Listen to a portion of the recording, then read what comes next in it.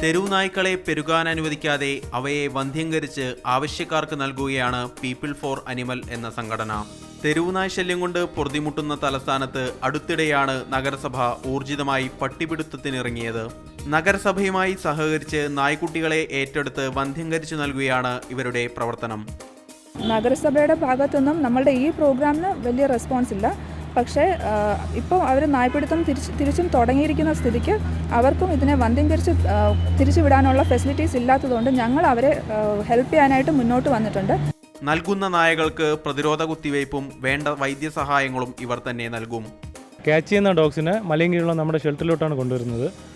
അപ്പോൾ അതിൻ്റെ കൂട്ടത്തിൽ പപ്പീസ് ഒരുപാട് ഉണ്ടാവാറുണ്ട്. അപ്പോൾ ഈ കിട്ടുന്ന പപ്പീസിലെ ഹെൽത്തി ആയിട്ടുള്ളതിനെ ഡീവോമിങ് ചെയ്ത് ഫസ്റ്റ് വാക്സിനേഷൻ എടുത്തതിന് ശേഷം ഏതെങ്കിലും റീഹോമിങ് ചെയ്യാൻ വേണ്ടി എവിടെയെങ്കിലും ആ ദത്ത് കൊടുക്കുകയാണ് ഇപ്പോൾ പ്രോജക്റ്റ് കൊണ്ട് ഉദ്ദേശിക്കുന്നത്.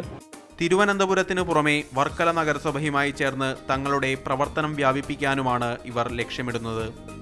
മാതൃഭൂമി ന്യൂസ്, തിരുവനന്തപുരം.